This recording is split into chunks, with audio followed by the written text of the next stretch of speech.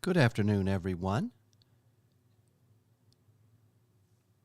Welcome to the broadcast this afternoon on Radio A1A and Cruising Country Radio of a special update on Hurricane Ian for our friends in Southwest Florida. If you know someone there and you can message them, we're going to be giving complete information that we have on our YouTube channel, our Radio A1A stream, which can be received by an app on an iPhone or a smartphone or Alexa, smart devices everywhere where they may have access to that and not electrical power or other services and may need this information. So we're going to switch to that emergency broadcast part of Radio A1A and A1A.Productions. So thank you very much for listening, and especially to Weekdays with Wilson, and thank you for the updates from Weekdays with Wilson and Lyle Wilson out there in Martinsville, Indiana, and Summit Studios. Stand by, bringing up our live streaming broadcast right now. Exactly. And, you know, you've been out with our chief photographer, Eric Moore. This is a live said, if anything feed. Flies my way, he's either going to tell me to move or knock me down so I don't get hit, which is great. We have a spotter, too. But, you know, last night when I was talking to Eric, he's been through all of these. I've never really been in an eye. He said, listen, you go through one, this may be the last one you ever want to cover, because he knows how serious it is. So I think our viewers need to know how serious it is, too. And a lot of people have moved here. You know, we have all these new folks that are here and they think it's fun. They're going to ride out the storm, et cetera, et cetera. And you can't do it. I sent my wife and kids to Orlando, and now she's probably going to get a Cat 1. So yeah, and that's exactly what goes. happened with Charlie. Exactly. People in the Bay Area evacuated to Orlando, and they went right into the middle of the storm with 130 mile an hour winds. Again, Mike Paluska in Venice, thank you very much. We will check back with Mike. He's about 2 hours away from the eye wall right there where you're really going to start to see some of the rough weather. Now, we've been talking about rainfall totals and the flooding, so let's go over to Shay Ryan in the Weather Center, give you a little more update about just how much rain we've seen and how much more we can expect. Shay? All right. Well, as we're looking at the totals, as expected, to the south is where we're seeing the highest amount so far. This is the 24-hour totals. And you remember yesterday, south of I-4, we had a nice, wide, consistent band of light to moderate rain that occurred for hours in the first part of the day and then moved north of I-4 through the second half of the day. So the totals are clearly going to be the lowest to the north at this stage of the game and will continue to be long term. But we're talking 5 inches of rain in spots here around Venice, which we know, based on what you just saw with Michael Paluska and what Dennis was showing you, where that heavy rain and winds are coming on shore here within the next couple of hours. So we do have 6.5 inches of rain just south of Venice here, right at the bend where I-75 is heading toward Port Charlotte.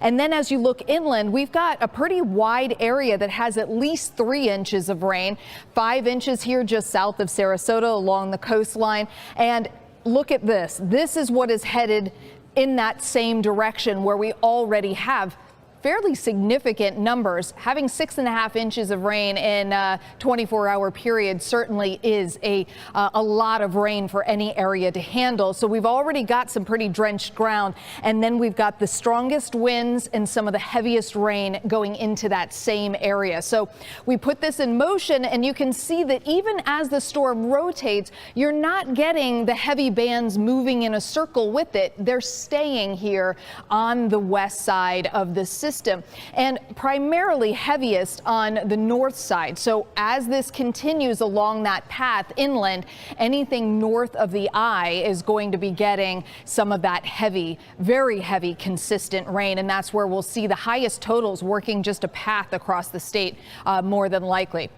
So as we look around Tampa Bay, there's no road that isn't wet right now, and we're going to continue to see rain all throughout the day and into tonight, overnight tonight, and at least for a portion of the day tomorrow. So again, this is the time to, you know, hang out and just stay where you've sheltered in place. And you can see the rain across I-4.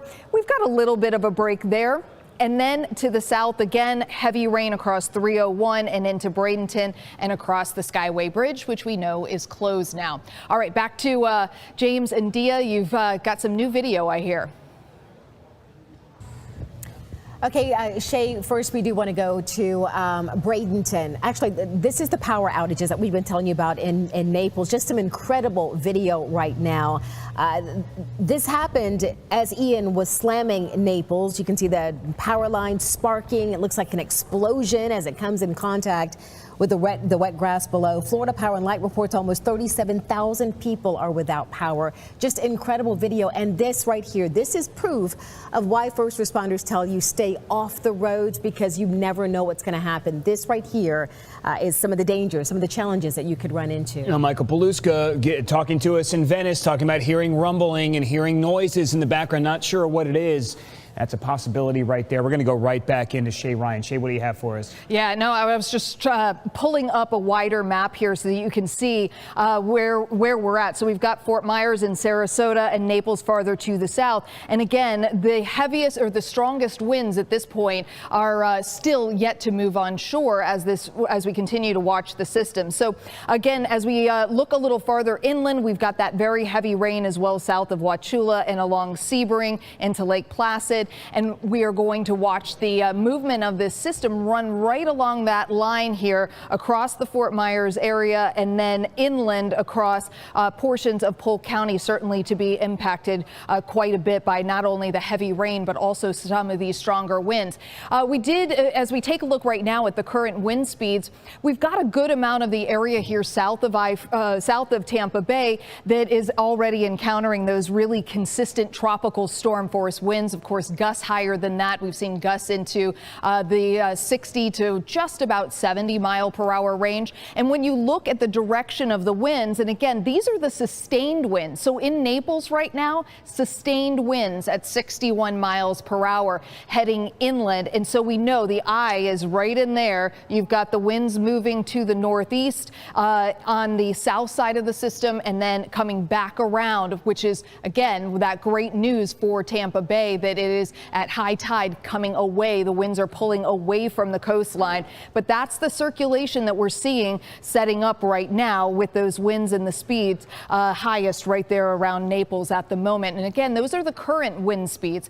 Looking at the path of the rain, again, wanted to emphasize on the north side, that's where we're going to continue to see the heaviest rain. It's not going to wrap around it to the south.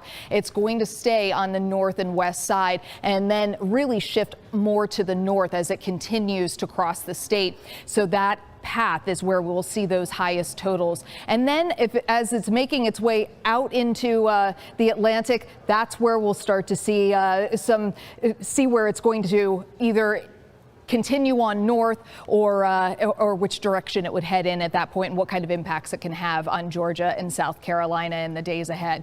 All right, Dia, James, back to you guys. Thank you so much, Shay. Our Adam Walser is stationed right now north of Sarasota County, where that storm or Hurricane Ian is now moving ashore. And he's about to give us our first look at Bradenton. Adam, we'll send it right out to you. Hey, as you can see, the wind's kicking up quite a bit right now. These bomb fronts coming off. Some of them we saw on the streets as we were heading over here. We've seen a really consistent wind, and the rain is just coming down in sheets. Right now, the big concern last night when we were out here was that storm surge coming in here, but right now here at the marina, it's almost dry right now, so a lot of the water has moved out into the bay. We're protected by the big marina building here, so it's a lot, the wind is a lot stronger on the other side, but we're still getting these big blasts of wind from time to time. It is steady rain. You can see some of the rain coming through these drainage pipes. It's on the street starting to gather, and so it's obviously going to be quite worse in a few hours as this storm heads north. But right now we've also seen the power blink a few times in our hotel. It hasn't gone off yet, but obviously some warnings of what could be to come. Right now we're seeing lights over behind us at the building across the street, so power has not gone out, but that certainly is a fear. At the hotel where we were staying, they shut down the elevators, and they've warned people that they may be under a generator later on today. Obviously, a lot of people from those barrier islands, Santa Maria Island, and other places that are on the coast there in Bradenton have moved inland.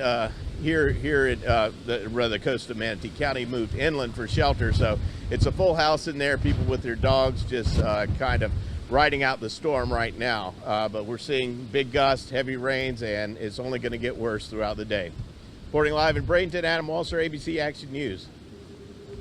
All right, thank you so much, Adam. Again, in Manatee County, we can see or imagine how bad it is as we look at the storm on radar. But our Jada Williams is in Sarasota County right now. She's in the middle of it. Yes, she is, and expect to see conditions a little bit worse than what we just saw with Adam as we move a little bit further south. Jada?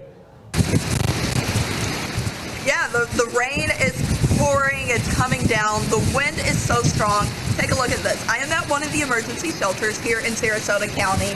It's an elementary school, Fruitville Elementary School. The wind so strong that this ball flew off the top of the building. Who knows how long. One of the kids here at the elementary school got that ball stuck up there, but the wind has knocked it off. It came flying down. There's a lot of small debris, not really big debris out here at the shelter that's on the ground right now. But as we were driving into Fruitville Elementary School, we saw a tree down blocking an entire path of the road. We saw a lot of people coming in since we've been here. We've been here a couple of hours by now. A lot of people who have came in here, they said that they didn't feel safe where they were, so they wanted to come to a place that is safe. We'll continue to stay out here, giving you the latest. But for now, reporting live, Jada Williams, ABC Action News.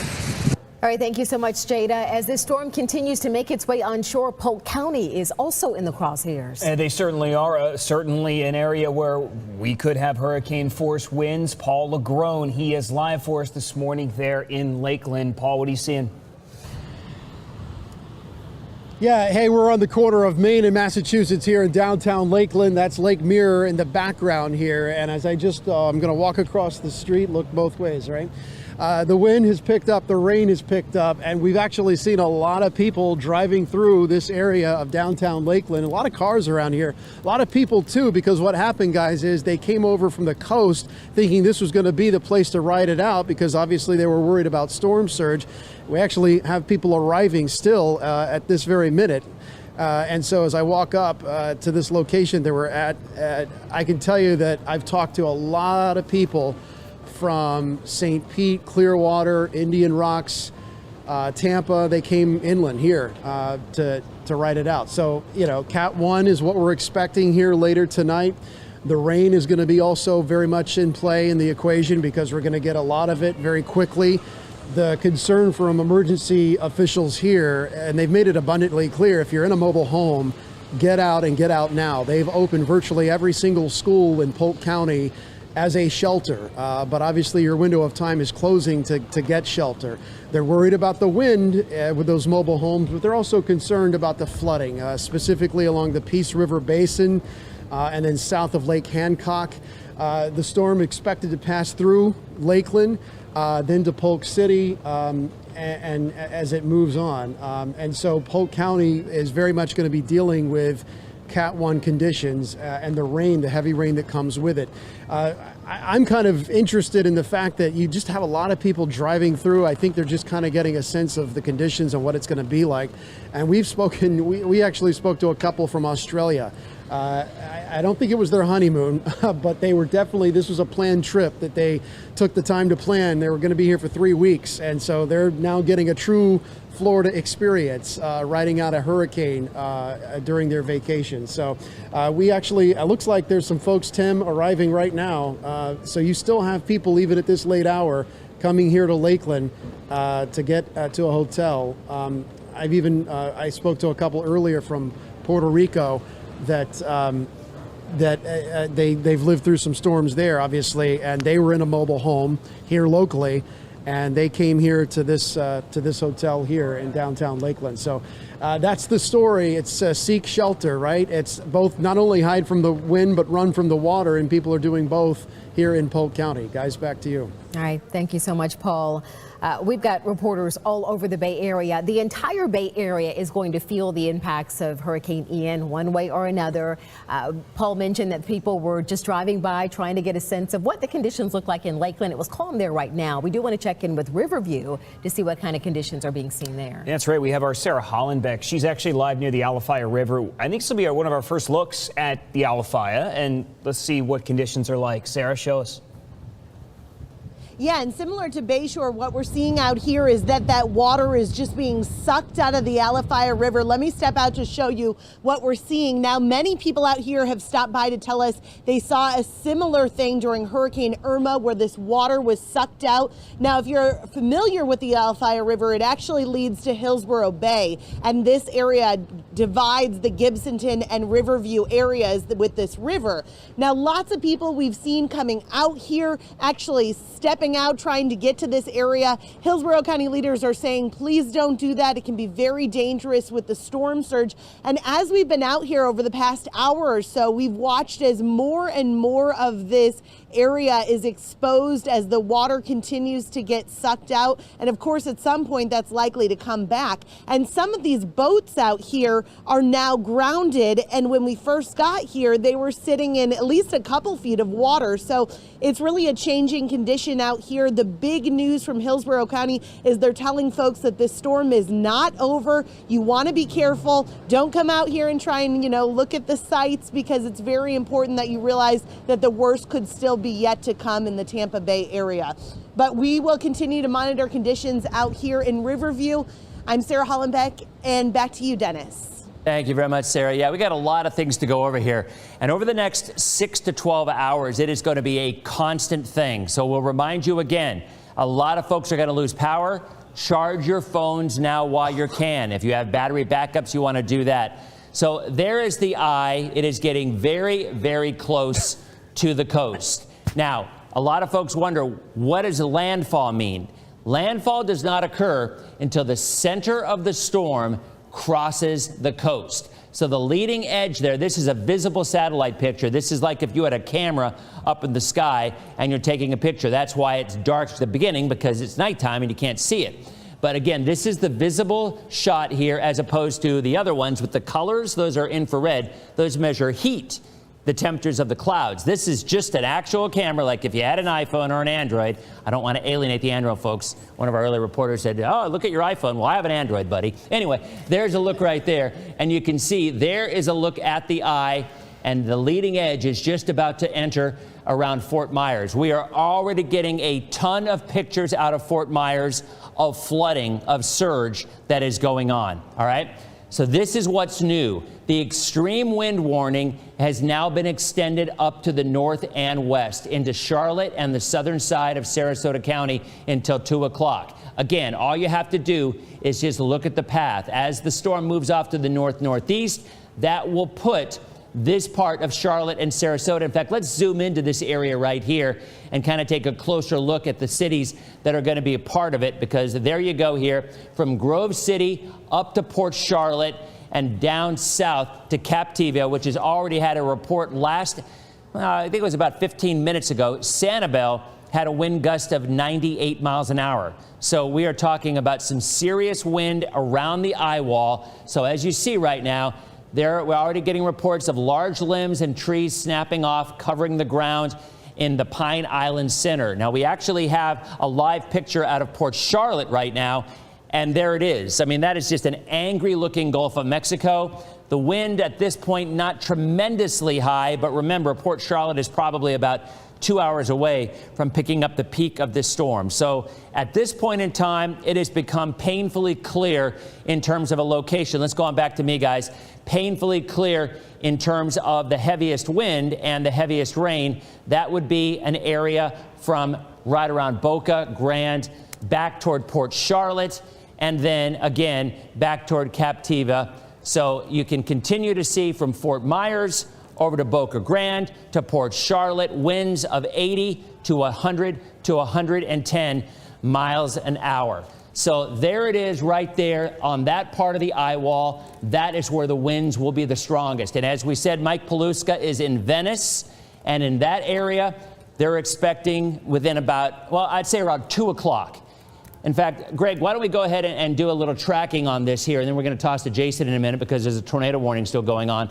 But at this point, you've got right in here in that western eye wall, as it moves north into the coastal areas, this is, I would say, between about 1:30 and 4 o'clock. I mean, this is the area we're most concerned about. This is great here because As I said, the western eye wall is going to move in this direction. So some folks will not make it into the eye. They'll actually stay in the western eye wall the entire time. So from Englewood at around 117, Northport 224, Osprey at 308 in southern Sarasota County. And then you get into areas that we often talk about during our thunderstorm season. I mean, areas down south around Fort Myers, that's kind of outside of our viewing area, but I know we have a lot of folks watching on streaming. We are here for you. Our entire weather team, our entire ABC Action News team, and the streaming has certainly opened it up because a lot of folks maybe outside of our viewing area are still watching for the coverage. So trust me, we will not let you down in this western eye wall as it moves into the purple area. That is the extreme wind warning, and that is not like a severe thunderstorm warning that lasts about 15, 20 minutes. This is going to last a couple of hours. And as the storm moves northwest, the extreme wind threat will continue along it. Now let's go over to Jason again, because Jason, we've been tracking a tornado warning and again other severe weather with strong winds coming into the area. Yeah, a lot of wind reports beginning to come in from the National Weather Service. The latest 62-mile-per-hour gusts now in St. Petersburg. That's getting into the severe thunderstorm criteria that we're so used to in the summertime, that 59+ mile-per-hour gusts. So those are the types of wind, and we know those thunderstorms in the summer produce frequent damage here across the Bay Area. So 62+, that's what we're looking at now as the storm continues to move further north. So like we said, the hurricane warning, even though the eye is staying well to our south from St. Pete, we're well into the tropical storm force winds now. Not out of the questions for us to get back into those hurricane force gusts over the next couple of hours. I do want to focus in for those of you that were under that tornado warning here over the last 30 minutes or so. It was in western Highlands County, northeastern DeSoto, and also through Hardy County. Good news, even though it still shows up here, it expired at 12:15. The rotation has weakened. The National Hurricane Center at this time is not extending that warning further to the east-northeast. So there's some good news there. No longer an active tornado warning, but that particular spot where the rotation was, it's going to be moving to the northwest at 45 miles per hour. So in Dewitt, Baird, and Vandola, you have about 5 to 15 minutes to be prepared for the potential that we see another warning issued if that rotation were to occur. Within any of these bands, those gusts could exceed tropical storm force regardless of a tornado warning or not. So we're talking about 39 miles per hour or greater as those tropical storm force winds have made it to the I-4 corridor, and now we're on approach to see those hurricane force gusts in our southern spots begin here momentarily. Here's the radar in Sarasota and Venice. Dennis just talked about that extreme wind warning now for Englewood. It hasn't been extended further north here from Englewood, but as the center continues to move north and east, that warning will be pushed north and east as well. So Northport, be on guard, because those strong winds, the hurricane force winds you have now, are about to get very, very strong here over the next 2 to 4 hour period, and we'll likely see that extreme wind warning issued and extended farther northeast from there. Same for those of you in the southern panhandle here in Manatee County, that southeastern section, and then of course Hardy and DeSoto counties. These 3-4 areas here are going to be added into that extreme wind warning as the eye continues to slowly move onshore here. And this is where, in at least right now in our viewing area, where we're seeing the worst of the winds. And then eventually these are going to be carried inland and head up toward Polk County here in about 6 to 8 hours, as the storm is only moving 9 miles per hour. So we're looking at a really slow movement. Very heavy rain. We've already seen up to 5 inches of rain here in Sarasota County, only at around 2 to 4 inches of rain for places in and around St. Pete over through southern sections of Bradenton and then further south. But those rains, they're really going to start picking up and ramping up here as we continue over the next couple of hours. In Manatee County, you've seen waves of heavy rain coming through. It started with just the green and yellow colors, which is light to moderate rain. Now look at all the spots of orange, red showing up as these stronger feeder bands closer to the center continue to move north. These bands easily over 60-mile-per-hour wind gusts as they roll through, but we're almost to the point where we could start seeing gusts over 70 miles per hour in these feeder bands for our southernmost spots as these storms continue to track north. Tampa, St. Pete, Tampa, the strongest wind so far at the airport, around 40-45 miles per hour. But like I'd mentioned a few minutes ago, in St. Petersburg, 62-mile-per-hour wind gust was the latest at the airport here right in St. Pete. We're talking about at Albert Whitted Airport. As we go a bit further to the east in Lakeland, not too much happening right now, but we are beginning to see those tropical storm force conditions for you all as well as those stronger bands continue to go from southeast to northwest. And the Nature Coast, we're not forgetting about you guys, but of course the worst, the extreme weather is to the south. We are looking at your gusts only on the order of 20 to 30 miles per hour right now, with more light to moderate rain coming through. So that's the very latest across the entire Tampa Bay market from south to north. We're going to continue to watch the storm moving north and east. And one of the places that I mentioned a second ago that could be placed here shortly currently under that extreme wind warning is in Venice, and that's where we have Michael Paluska live. Michael, what's the latest with you, and how are things shaping up? I imagine they're getting worse at this point. Hey, Jason. Yeah, you know, the weird part of this, covering these storms with the bands, is that it gets so intense, so fast, and then you see me in like a lull like this, and it's super calm, but it's picking up where there's more of a cadence to it, there's more of a rhythm, and these bands are just coming in like this one, even faster. I want to show you these clouds up here moving through the northeast. And if my photographer goes in, you can see the trees moving around a little bit. When we get gusts, those go whipping. I don't think we've experienced even a hurricane force gust yet, which is kind of scary because those are pretty strong in themselves. So when we're sustained out here in the western eye wall at 80, 90, 100 miles per hour, that's going to be that's going to be a lot worse than the gusts I'm feeling that aren't even hurricane force. But these clouds are just ripping through this area. Those are headed northeast, directly the way that they're heading. That is Tamiami Trail. We're about 2 blocks from that. We're in South Venice, in a neighborhood, in a block home, and we are about 2 miles, I would say, from the coast. So we're not in any surge warning, we're not in any danger of anything like that. So we're really just gonna have to hunker down interior when the winds come, and depending on the wobble, we probably won't be in the eye if it just keeps on the track that it's going, but that means we're just gonna get slammed consistently with those winds on the western eye wall. I want to point this out because I know you see this big thing of water behind me and you think that it's rising and we're going to get flooded. This is just a low-lying part of this neighborhood. It's pretty much been here since this morning and it hasn't gone up. I've been monitoring it and it's draining out to South Tamiami Trail. There is a fence where we are staying that it looks like the gate got blown off by a burst, something like that. But that's really the only damage we've seen so far. We are getting prepared right now where we are for the worst of it.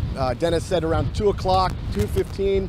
Jason, you know, you guys know, you're watching it, you're giving us updates. So we're now in one of those periods where it's just kind of calm now. You know, it's like nothing's really going on. So we'll keep monitoring this, and we're gonna figure out what's next for us. And then as soon as we get some more winds and things start to pick up, we'll come back out live. For now, we're live here in Venice. Michael Paluska, ABC Action News. Thank you so much, Michael. Earlier, Michael told us that he sent his wife and his children to Orlando to evacuate. Sadly, sent them right into the storm, but it's going to be a Cat 1, possibly a Cat 1 storm by the time they get to there. A lot of people went to the Orlando area thinking that it was going to be a safe area to evacuate to. Now we know the storm is headed that way. Just a lot of changes in the last 24 hours here. We're going to get our first look outside of Disney, and we have Katie LaGrone there. Let's see how things are looking. Katie?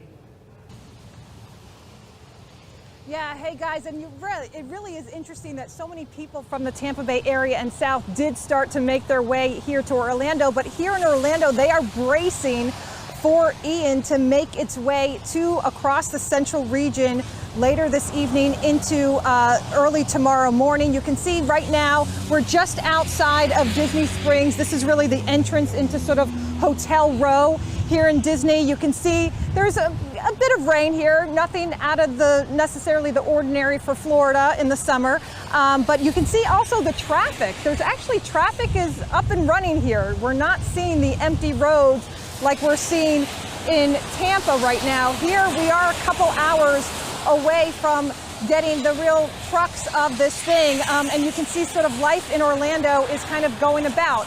Inside Disney, though, it's a site that you really don't see very often. Disney parks have closed. They are closed today, and they are closed at least through tomorrow as Ian continues to make its way up the coast. Right now, the projected path is to actually go over Central Florida, even start that a weaker category, basically a Category 1, making its way over I-4 into the metro downtown area of Orlando. And so that's basically what we're preparing for here. The city is also preparing for what could be historic weather conditions. We're talking about historic wind, historic rain.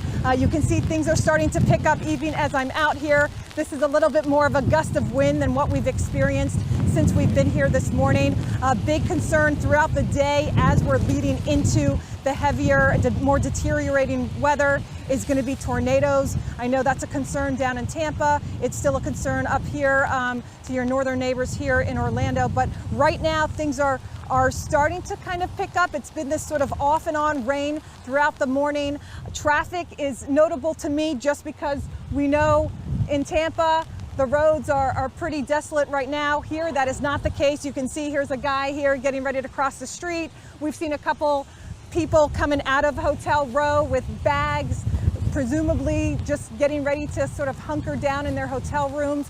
As far as Disney guests, we know the people who have been at some of their exterior locations, the campground areas, have all been moved into interior hotel locations. But we'll be out here for obviously the duration of Hurricane Ian, as Central Florida, as well as most of the Gulf Coast of Florida, nobody's immune to this storm, and Central Florida, much like the rest of us, are expecting some historic conditions here.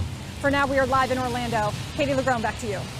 All right, Katie, thank you. Yes, I'll tell you, it's a family affair. We've got Katie LeGrone in Orlando, then we've got Paul LeGrone in Lakeland. Yeah, you know, their family, no doubt, just watching exactly going to the TV. Right, and you know, we've got crews all over. Right? We have 10 crews out in total right now, and possibly adding more. Let's head over to Polk County now. We haven't checked in with Chad in quite a bit. Yeah, Chad is along the Peace River now. He's been talking to people in that area. Chad, we saw someone trying to get their truck out before it got stuck a little while ago. What else have you heard from people over there?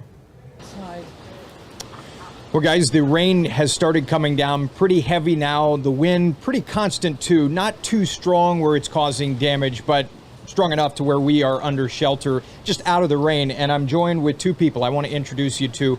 This is Melissa right here, and on my other side is Stephanie.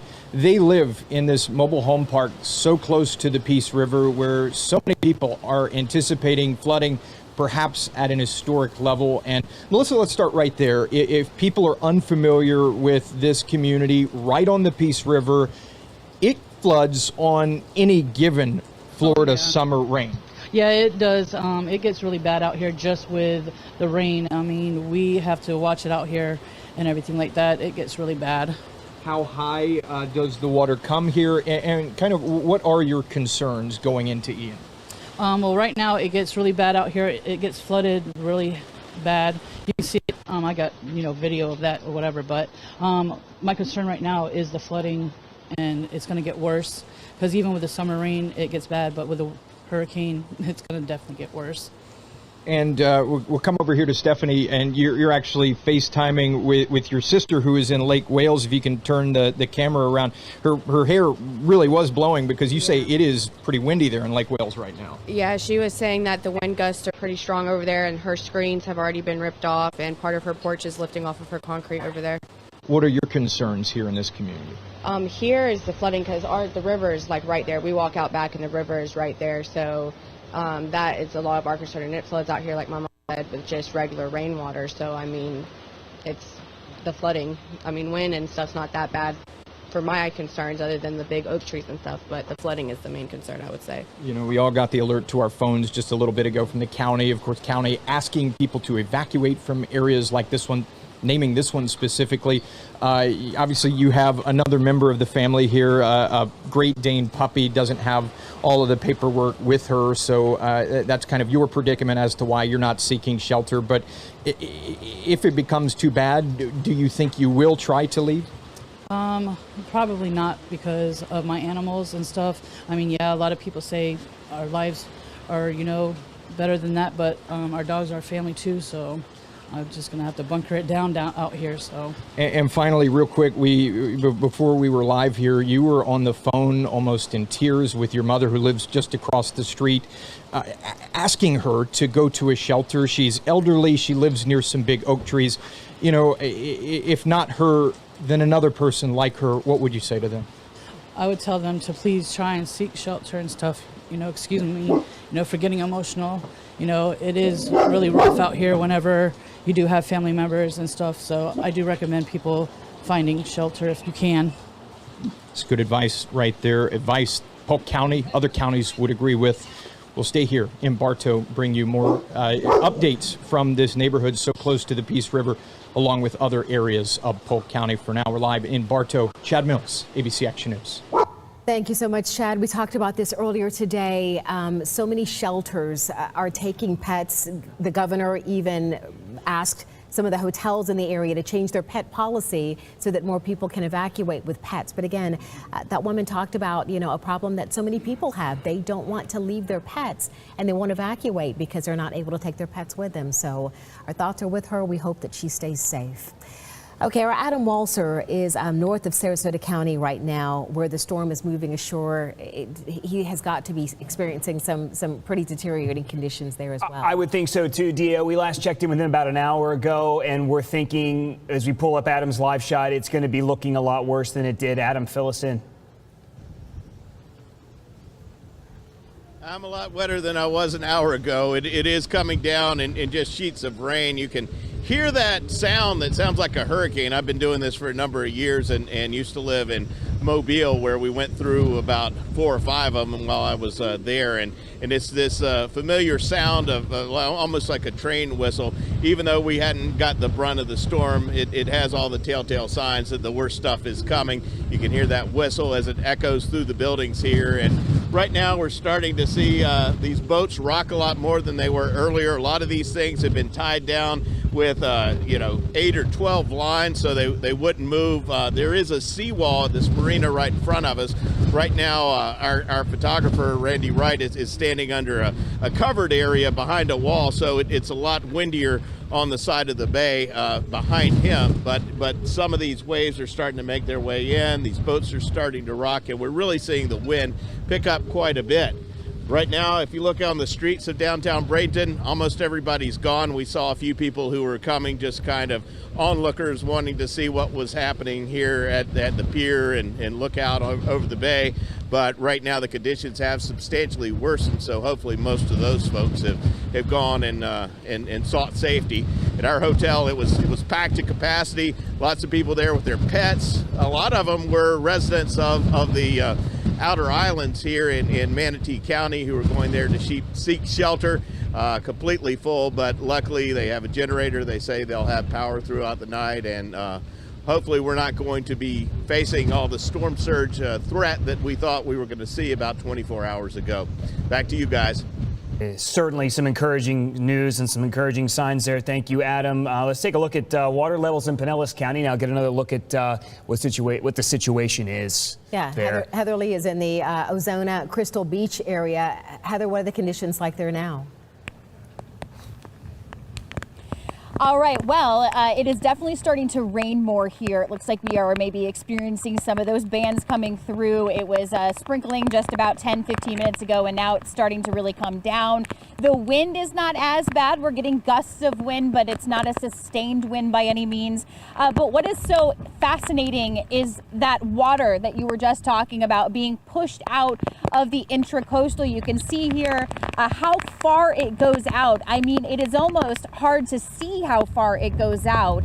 And so many neighbors are showing up here to just get a glimpse of this, to take pictures. A lot of folks are walking out there. I wouldn't suggest that because you never know when that water is going to start to come back or when the conditions are going to start to deteriorate even more than they are. We saw some folks out there just now that started running basically back towards where we are because they wanted to get out of there because, again, it is raining more and we're feeling those wind gusts. But again, it's just so fascinating to see all of the folks that are showing up, these neighbors who are just wanting to get a glimpse of this. I said it's almost like an amusement park out here, literally, because people are showing up in troves to take photos.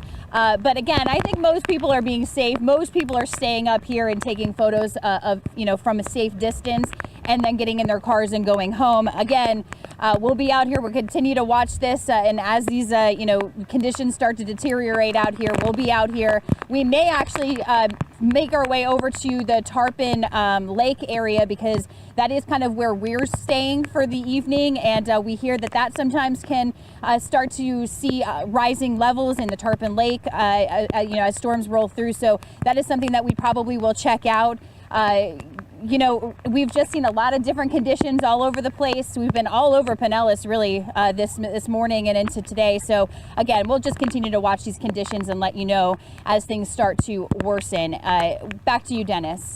Hey, Heather, I'm wondering if that was my daughter actually running through her shot. It wasn't, but that's my neck of the woods. And when you look at the area around Ozona and Crystal Beach, I mean, the fact that the water is so low, that is a good thing because that means the flow is still offshore. In other words, the water is blowing in the opposite direction. So again, as we continue to see, this is a live look right now at the Skyway. Again, let's switch prompter, guys, so I can see the monitor. There we go. Thank you. All right. So again, this is a look at the Skyway and an angry chop, obviously, out there. But right now, we continue to see that offshore flow, and the next high tide is showing up at about 5 o'clock. We will still have an offshore flow in those areas. So the next high tide for Tampa Bay and any areas around our immediate Tampa Bay region should not have a surge problem with this high tide.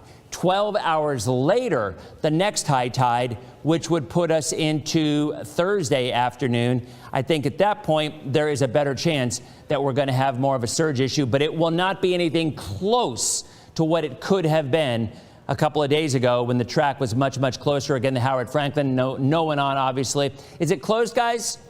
No, Howard Franklin is not closed, but obviously there's a lot of smart people not going on it. The Skyway is closed. All right, so here's the latest on Hurricane Ian. Now, here's what happens, all right?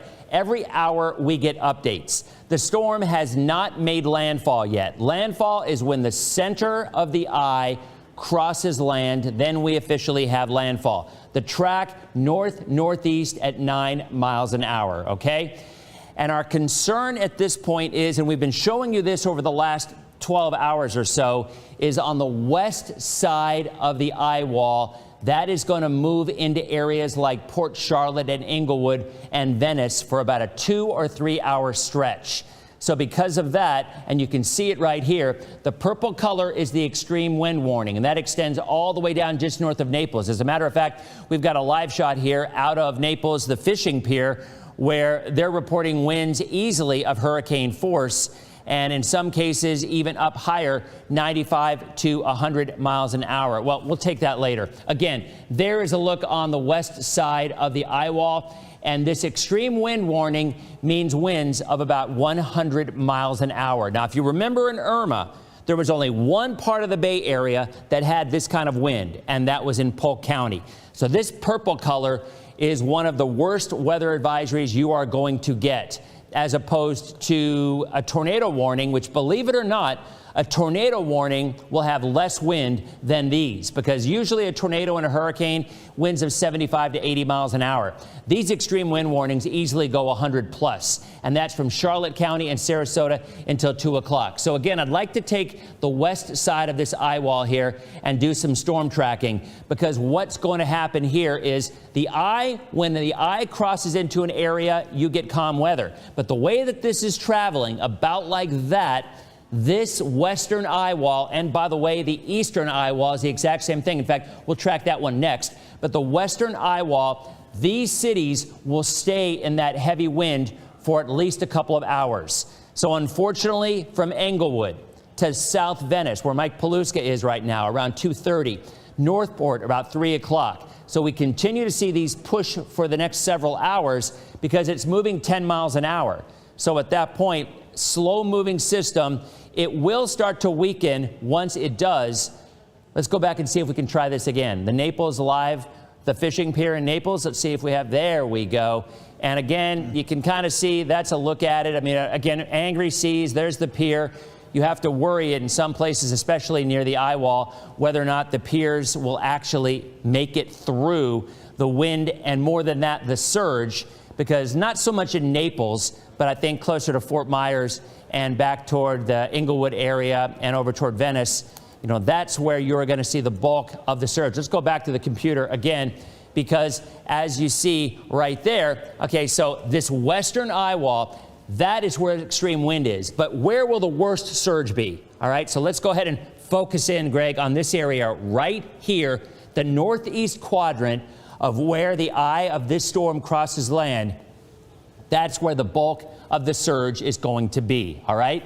So anywhere on the northeast eye wall, and at this point, obviously, this is right on the fringe, but I have no doubt from Fort Myers northwest and eventually up toward Port Charlotte, where the water comes in, they are going to have the worst of this surge. And we're talking about a surge of up to 14 to 16 feet. And you can see anywhere from the Port Charlotte area this is the time frame that the eye or the eye wall, the leading edge of it, where the surge will be highest, will arrive. And this is important. So if you are on the water, anywhere in these areas right here, now obviously Arcadia is inland, but along the coast, right in there, that is where you are likely to see the highest surge.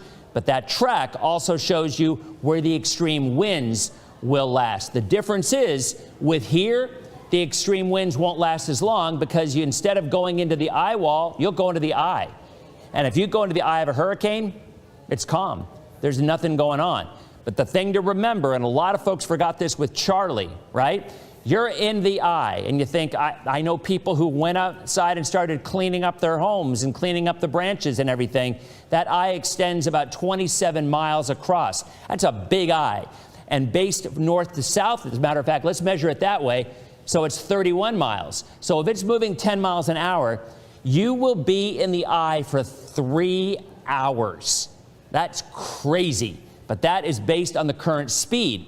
And remember, when you get to the backside of the eye, in the matter of minutes, you'll go from the calmest part to the roughest part when you go back into the other side of the eye wall. Now, typically, the southern eye wall is not as strong as the northern one, but the point is, you might only have a matter of minutes to go from calm conditions to 80, 90, 100-mile-an-hour winds. So again, one more time, this area with extreme wind warnings, meaning winds of about 100 miles an hour, that's the area in purple, where that will last for at least another couple of hours.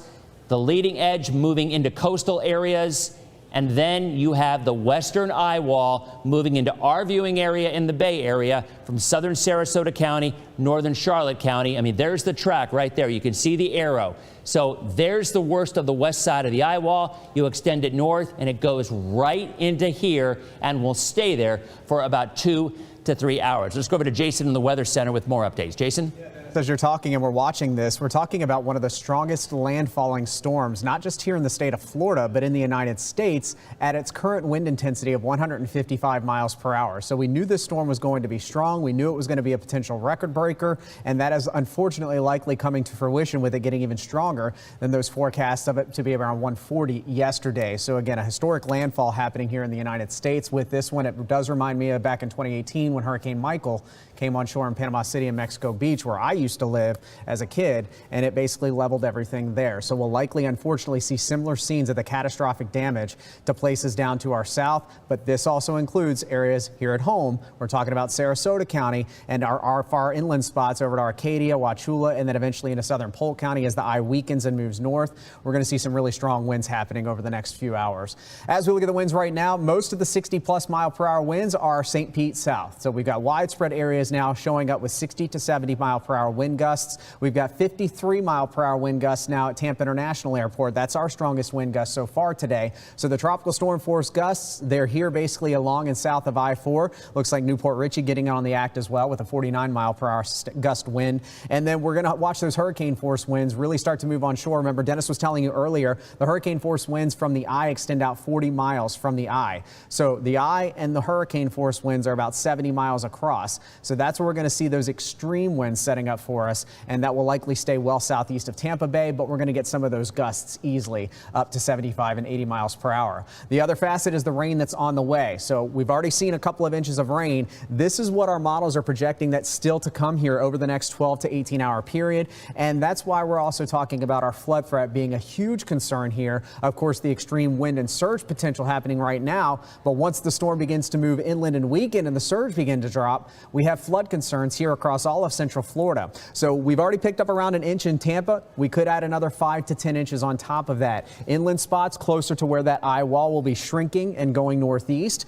We could see in that orange colored area more than 10 inches of rain additionally on top of what has fallen here in Hillsborough and Pinellas County. In that orange and white area, Lake and Sumter County, that's where the center will likely be moving up across the state. So we see the heaviest rain away from the coast, but we haven't picked up that much here in Franklin, Citrus, Hernando, and Pasco counties at this point, but we're looking at a general 5 to maybe 8 inches of rain, less west toward the coast, highest well inland and east of I-75. Back south across Polk County, I've got another 5 to 10 easily, but this model wants to go even beyond that. We could see another foot of rain on top of the 1/2 inch to an inch that has fallen now, and this falls in line with our forecast we've been talking about for the last couple of days, a general 8 to 12 area wide, but we could see some spots getting to 15 and 18 inches. It ultimately just depends on how slow the storm moves. We are expecting it to slow down just a little bit from its 9-mile-per-hour forward movement at this point. Down south, we've already picked up 5 inches of rain, so that's not a storm total for you. We're going to add these totals to the 5 to 6 that have already fallen here in Sarasota, and that puts us close to the 10 to 12 inch mark, and that unfortunately could lead to flooding as we're contending with the strongest winds here in Sarasota County. Across the Bay Area, Sarasota and inland spots, DeSoto, Hardee counties, we have the highest potential for the winds. Now, the farther east you go, we're actually seeing a dry slot setting up, and that's why the rain totals are significantly less in far eastern sections of places east of Highway 27 in Highlands County versus north and west. So again, we've already picked up a couple of inches of rain here. Another 5 to 10 is on the way. Guys, so we're watching not only the wind and the surge as it's happening now, but our flood threat really starts to set up later today into tonight. And this could be an ongoing problem for us, not only today, but through the upcoming weekend, because of course all the water has to funnel back into the rivers, the tributaries, the creeks, and that causes a slow rise as all that water starts to move in. Plus, we have onshore winds, which is not allowing the water to rush out from these rivers like it does typically into the bay and into the Gulf. So that's something we have to watch here over the next couple of weeks. Jameson? All right, Jason, thank you. Taking a live look from Naples right now. We are seeing our best look at Hurricane Ian at this moment. You can see the winds are whipping around there, and they are about to get the worst of it, and it's going to be for several hours. For Lauren St. Germain, I'm Jameson Euler. We're going to take over for James and Dia at this hour. Our morning team doing a fantastic job keeping you informed throughout this entire morning. A lot of people woke up this morning not realizing they had gone to bed last night and this storm had tracked even further south, and now they have had to readjust their plans maybe a little bit here. So, and a lot of people in Polk County too, not even realizing what was going to be coming their way as well. Most certainly. So everybody hang on. We're going on for a long ride here. As you just heard from Dennis, the eye of Hurricane Ian is beginning to move ashore near Port Charlotte. Yeah, and just north of that in Venice in Sarasota County, that's where we find our reporter Mike Paluska. Paluska is braving the elements right now. What are you feeling right now? Hey, Lauren. Hey, Jameson. Yeah, it's going to be a long night and it's going to be a rough day. This just started really cranking up. It just turned on just like a switch, just like that. Show you the rooftops just over behind me. They have been getting rocked with some of these gusts. I don't think we've felt hurricane force gusts yet, but we're getting there. And there was actually just an emergency alert that I got. Sarasota County has now suspended all emergency operations because winds are sustained at 45 miles per hour, so they cannot respond to you. If there was ever a line in the sand that told you that you should have evacuated and no one's going to come help you, it's when you get that alert that emergency vehicles and the firefighters and police officers and the first responders are now hunkering down. This is pretty incredible what we're feeling right now. We're going to probably end up being on the western side of the eye wall, and in about an hour and a half or so, we'll probably have these winds sustained 80, 90, 100 miles per hour. You look down these homes here and you can see a few of them boarded up. You can see a couple of them that aren't. We saw some neighbors leaving yesterday, and they were getting out of town, but they left really late. So, I was talking to Dennis about this, and I think people probably were hoping that it would take that path up towards Tampa, and then it made that turn, just like everybody's been saying, like Charlie, and that's what we're dealing with. I'm standing in an area that's in a neighborhood in South Venice, and I'm probably about 2 or 3 blocks from Tamiami Trail, and we're really starting to get some winds coming through here. This is probably one of the worst gusts we've seen. We're going to step back this way away from this tree and get to more cover just to be safe, and we'll probably end up walking over to the other side. I do want to tell folks that we are in a brick block home, and where we're reporting from, we're able to get to safety if we need to as these winds come whipping around. And we also have an area where we're not near any power lines or anything like that comes down. So monitoring the trees, and we have a lot of things in front of us so we can see them and visually at least get time for my photographer to tell me to jump out of the way. So far, things have been pretty good here this morning. We've had just a little bit of rain. We actually still have power here at the house we're staying at. So that's great, but we've heard a lot of explosions. The lights have been flickering, and I probably think we're probably going to lose power here within the next hour or so. I'm hoping that the power company, everything's good to go. I'm looking at some pretty sturdy lines in front of me. But yeah, we're hoping to keep power, and we're just going to wait and ride this thing out, keep everybody informed as it moves north up our viewing area. We're live here in Venice in South Sarasota. Michael Paluska, ABC Action News. All right, Michael, thank you. And thank you for telling us that, because as these conditions worsen where Michael is, he's going to get to safety and might not hear from him for a little bit. So at least he's getting us those reports before this gets really bad. Our Jada Williams is in Sarasota County for us, preparing for the effects of Ian. Yeah, Jada, you've been there since yesterday. So what are you feeling in this part of Sarasota? Well, we've started to see trees falling down here in Sarasota. There, of course, is all of the wind and all of the rain that's coming down. We're currently at one of the elementary schools. It's one of the 12 evacuation locations here, sponsored by Sarasota County. And that wind was so strong at one point, a ball on the top of this elementary school came flying down. Who knows how long it's been up there, but Hurricane Ian definitely brought it down. Now, as of right now, everyone inside the shelter, they are ordered to stay inside. That's because it's too unsafe for them right now, so they can't come outside, not even to walk their dogs, take a smoke break, anything like that, until the conditions are safe. Now, as you heard earlier, also in Sarasota County, the wind speeds have reached 45 miles per hour. That means that if you call 911, you won't be able to get anyone to come help you out until it's safe for those emergency vehicles to get back onto the roads. So that just goes to show you out here now that they are taking it very seriously. The shelter that I'm at, this is Fruitville Elementary School. It's kind of in the heart of Sarasota Springs in Sarasota County. It's not extremely full, but since I've been here a couple of hours today, there have been plenty of people who are walking in. They said that they thought they could ride this storm out at home. They realized they can't do that. It's not safe. They wanted to get to a building that is stable and can support anything that will come from Hurricane Ian. So plenty of people have been coming in saying, guys, we decided that we wanted to find somewhere better to stay, but it is not full. Now, again, this is one of 12 shelters in Sarasota County, and we have been here for a couple of hours today. We will continue to stay inside. We'll talk to more people inside, but we'll also continue to monitor these conditions that are going on out here. This wind is very strong. This rain is coming down. You can probably hear behind me just how wild it is out here, but I'll send it back to you guys in the studio for now. All right, Jada, thank you. And our Adam Walzer is a little north there of Jada, north of Sarasota County, where the storm is moving ashore right now. So he's in Bradenton. And Adam, how is it looking near you?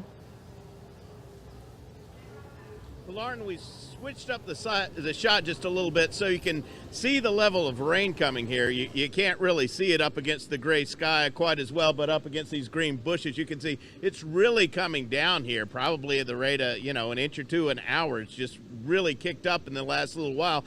So has the wind. If you look at these masts of these sailboats that are anchored here behind me, those are behind a seawall, and right now the bay is starting to come in. The whitecaps, it looks almost like the Gulf out here on the bay, and they're starting to rock quite a bit. We're in a very protected space. I'm here with photojournalist Randy Wright, and we're here at the Pier 22, and he's under a covered area, which helps protect our equipment and helps protect us. But we can see that things are really kicking up around us. You can see the palm fronds kicking back and forth. We've seen a couple of them fly off. We're really seeing the rain coming down a lot harder than it was in the last half hour, and that wind is really kicking up. I don't know if you can hear it, but it almost sounds like a train coming through here between the howling wind and then we're hearing all these masts and all the lines clanking up against them. I think we're in for a really long day and night here in the Bradenton area. Luckily, the thing we haven't seen is a lot of the storm surge right now. Not much water here in the bay. It seems like that is not as big of a concern as it was 24 hours ago when we were talking to you from this spot. But obviously, we're in for a long ride here today. Back to you guys. All right, Adam, thank you. And taking a live look now from Sanibel Island, where you can see the streets there are starting to flood. This is exactly what we expected, certainly down in that area. Sanibel Island, very famous vacation spot, especially for people who like to go looking for shells on the beach. Certainly not going to be doing that the next couple of days, but I know a lot of folks are probably going to head out there probably sometime on Friday, starting to look for some of those shells that may have washed up, because this is certainly going to provide perfect conditions for bringing a lot of stuff onshore that we normally would not see otherwise. I mean, take a look at this live shot, though, because you see almost, it looks like a street sign or something in the upper corner there, and that's just how high the water is already, which is pretty incredible to see. It is. Our Stassi Almos is live for us at Ben T. Davis Beach in Hillsborough County. Stassi, how are the conditions near you?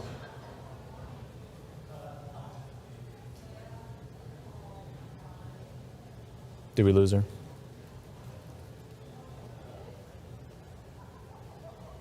And if you see those cranes, every time you're driving over the Howard Franklin, you see the construction of the expanding project. So they move those cranes off of the bridge, and they're just kind of stationed right now in the bay. But if we pan out and show you the bay right now, that you know, the bay that everybody's talking about, the hurricane taking a lot of Tampa Bay's water out to the Gulf, kind of sucking it all up. That's exactly what you're looking at.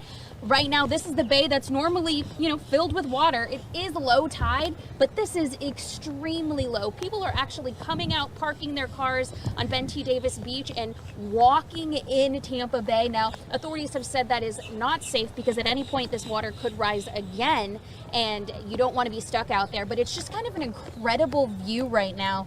Sometimes you can see the bridge off in the distance, and then it'll get a little bit hazy and you can't see. Same exact thing with Courtney Campbell. The good thing is that the water is low, so we're not seeing that storm surge that we were concerned about earlier. And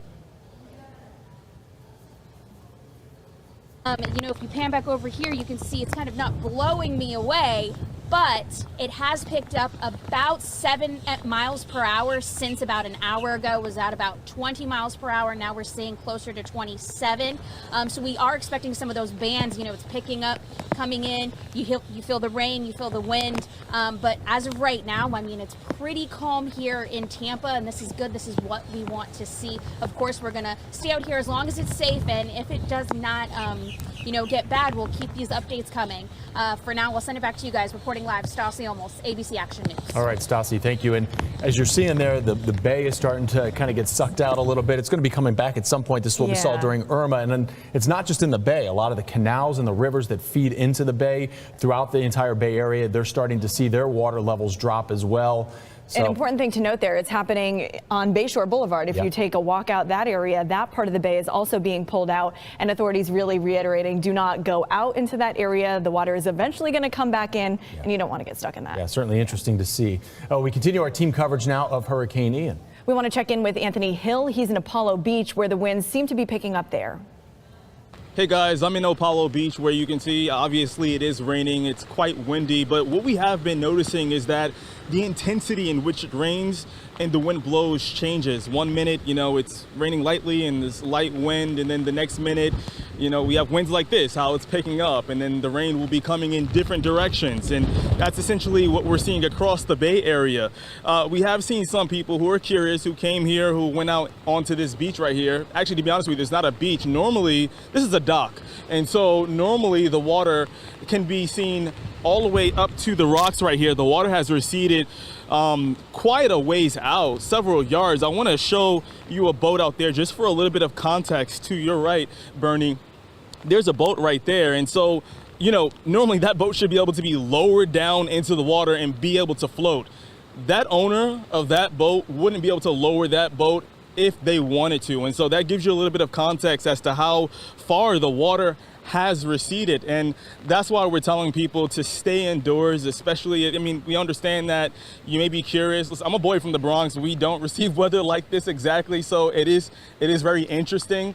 But Dennis has been doing this for 107 years. If he's saying to stay home, that is exactly what you want to do. Allow us to be your eyes and ears out here as we continue to report on this storm throughout the day. And we will stay here and continue to give you updates throughout the day right here in Apollo Beach, but we want you guys to stay safe. We're going to send it back to you in the studio. Anthony, he actually agreed on that total. 108. 106? 106? 106. Okay, we'll just verify that. All right, we want to continue our team coverage right now in the Riverview area. Dennis is standing by here, but we're going to go to our Sarah Hollenbeck. She's live near the Alafaya River. Yeah, she's been out there pretty much for the past several hours now. Sarah, what are you seeing? The wind is getting super nasty out here. In fact, we've watched as it's picked up a couple trash cans and thrown them this way. But take a look, the visibility is a lot lower than the last time you guys saw us too. It's a little hard to even make out those boats in the distance, but in this area of the Alafaya River, we've really watched as the water has been sucked out of this area, which leads to the Hillsborough Bay.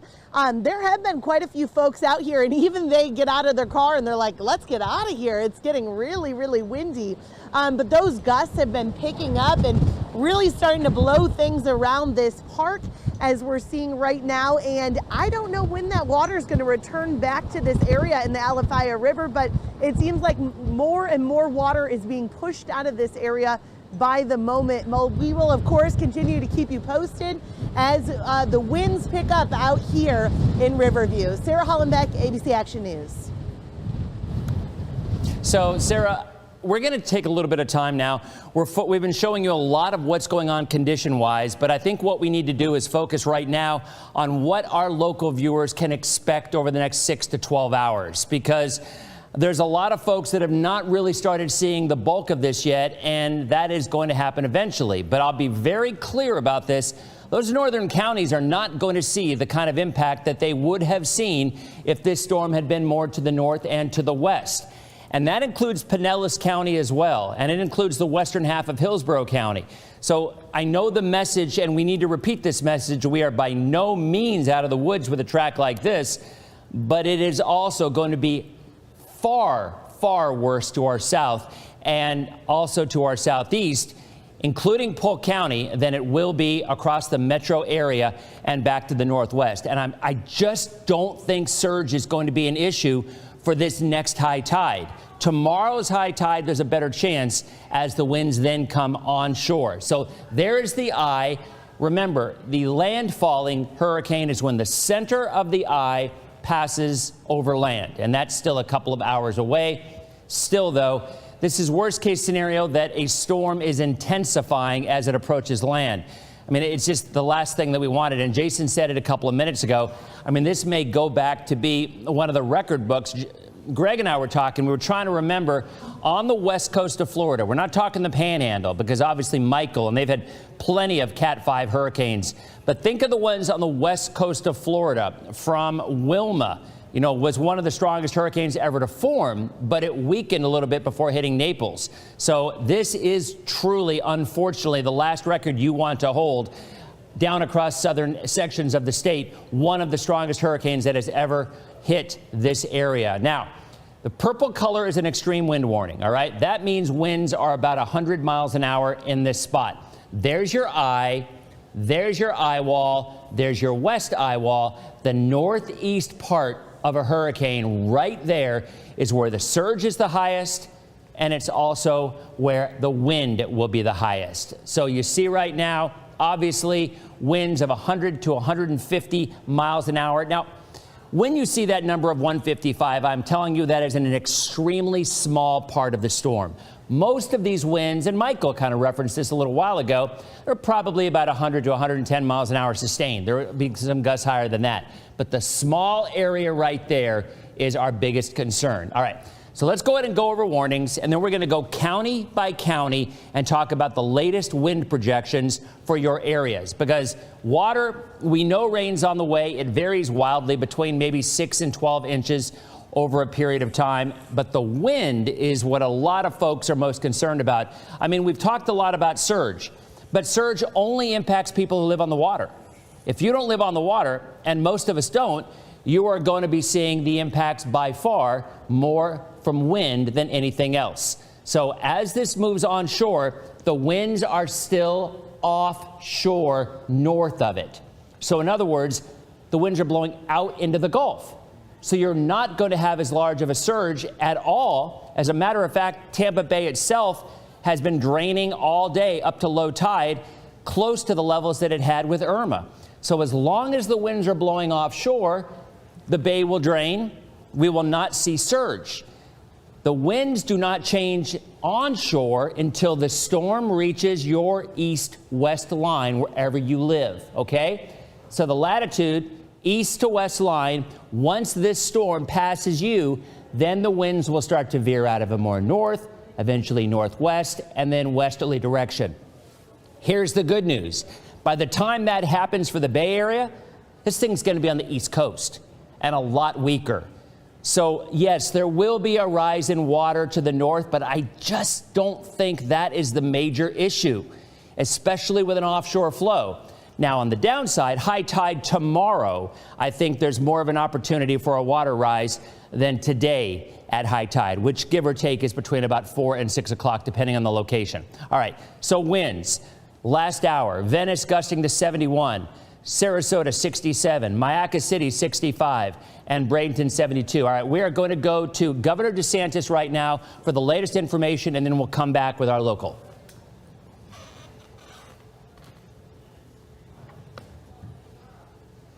Feel impacts. Now, while most people in the evacuations did leave, there were some that chose to stay. I was speaking with the sheriff down in Charlotte County, and while most people did leave, they had a small number of people that just wanted to hunker down. And at the end of the day, that's a decision they made, knowing that they had the ability to evacuate and knowing what the stakes were.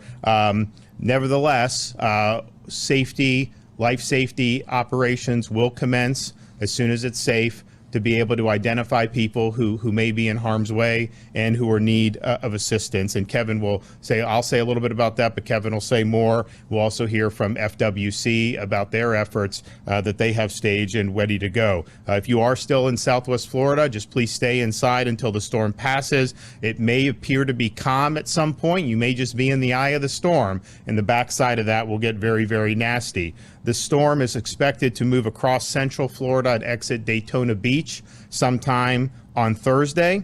We've already seen around the state tornado warnings issued far from where the hurricane is entering in Southwest Florida, and those warnings will likely to continue until this finally leaves our state. So even if you're not in the direct path of the storm, you need to take all tornado warnings seriously, and you need to take appropriate precautions if that is happening in your area. The Florida Department of Transportation has just announced that Fort Drum, Canoe Creek, and Turkey Lake service plazas on Florida Turnpike are now closed. Obviously, they will try to get those open as soon as they can. We have 200,000 power outages reported throughout the state of Florida, but outside of Southwest Florida, crews are working to quickly restore power. Of course, 200,000 is a drop in the bucket for what's going to happen over the next 24 to 48 hours. There's going to be widespread power outages, particularly in Southwest Florida. We have over 100 portable cell towers ready to be deployed into the area once it is safe to enter. Once the storm is passed and it is safe to go outside, you still need to be cautious. Avoid downed power lines, standing water.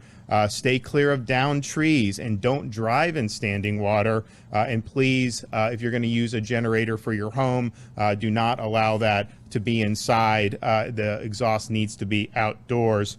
Stay out of the way of emergency crews, out of flood waters, and away from all downed power lines. Stay off the roads. There's no need to rush back. You're going to have a massive surge of people that are going to be going in to provide, of course, life safety assistance for those who may have stayed in some of the more hazardous areas. You're also going to have power workers going in. We were just in Lake City. I was thinking we had all these power workers, these line workers from all these different states. I saw them from Texas, Louisiana, all these different places staged. We have a massive, massive mobilization. Their job is to get in there and help to restore services. You're also going to have folks bringing in things like food and water. So there's no need to rush back in. There's going to be a lot going on in the immediate aftermath, and a lot of people's safety depends on that. If you're on the roads, you're putting yourself in danger and limiting the ability of emergency crews to restore power and clean debris. Now, we don't know how much debris is going to be, but there's going to be debris, and that's going to make it very difficult to navigate some of these roads. That's why FDOT's immediate mission is to clear the roadways so that people are able to go in and access that to be able to help deliver services for people. In 2019, we were projected to be hit by Hurricane Dorian, which was a Category 5 storm. Fortunately, at the last minute, it took a northward turn and missed the coast, but we did have a really massive mobilization. This mobilization's exceeded that. This is a really, really significant effort, county level, state level, federal support. It's really been impressive to see. Director Guthrie has asked for additional airlift, hoists, and high water vehicles from DoD in coordination with FEMA. The Secretary of Defense has approved Florida's request for dual status of our National Guard forces under Title 10 to provide additional forces, which we very much appreciate. We will also be submitting momentarily a major disaster declaration for all 67 counties, and we'll request that the federal government reimburse 100% of the upfront costs for the first 60 days to ensure that we can quickly recover and move forward into the response and recovery part. And if you think about this storm, we had storms that have been as strong as this hit Florida? Michael, Hurricane Andrew, Labor Day hurricane many decades ago. Yes. Have we had big storms that left a lot of water and flooding? We had Irma recently. This is really bringing both to the table. I mean, you're going to have massive amount of power hitting that coastline with really strong winds. That is going to do a lot of wind damage, but you also have the storm is so massive, and people are kind of comparing this to the track that Charlie took in 2004, because Charlie was like this, was expected to hit Tampa Bay. It turned and ended up hitting Southwest Florida. Charlie was strong, but it was a fraction of the size of what we're dealing with here with Hurricane Ian. So the effects of this are going to be broad, and we appreciate the Biden administration's consideration for the people of Florida during this time of need. When I was in Lake City, you had massive numbers of linemen, but you have those staged all over the state. There's now over 42,000 linemen and other personnel ready to restore power in 30 different areas across the state. And those linemen and other associated personnel hail from, of course, many from Florida, but from 27 different states. Of course, our Department of Transportation does have 1,200 personnel on standby to perform cut and toss operations, understanding how important it is to get those roadways clear as soon as possible. Supplies will be brought in by plane, boat, and by high water vehicle. Airports in Southwest Florida do have teams behind, and they are going to work to clear those runways as soon as the storm has passed. We appreciate the Florida National Guard's really impressive mobilization of over 5,000 folks, as well as 2,000 additional guardsmen from other states. They have 9 Chinook helicopters ready to go, and additional 22 helicopters will be coming in after landfall that will be here within the next 24 hours. Kevin will talk a little bit more about this, but we have the 5 urban search and rescue teams. You'll hear from FWC about what they're doing, high water vehicles from Florida Highway Patrol, and of course our Coast Guard partners. There is going to be a massive effort as soon as it passes Southwest Florida to be able to get out, recon the area, and identify areas where there may be a need of rescue services. And some of these counties obviously know where residents decided to hunker down in, so they're going to be looking there first. But this is going to be really important to be able to get, I think in Hurricane Michael, I mean, it took a few days to be able to get into Mexico Beach. We have the air assets to be able to recon and know where the response efforts need to go. And so in total, we have nearly 250 aircraft, more than 1,600 high water vehicles, and more than 300 boats of all drafts and sizes, including 250 already in the major impacted areas and nearly 50 that are staged and ready to come in as needed. These include smaller rescue-oriented boats, airboats, and larger boats that will be delivering supplies by water if need be. I want to thank the 26 states that have sent us support, including Tennessee, Virginia, Montana, New York, Colorado, Indiana, New Jersey, and Georgia. I just spoke with Kay Ivey from Alabama, and she's supporting sending some Black Hawk helicopters down to help.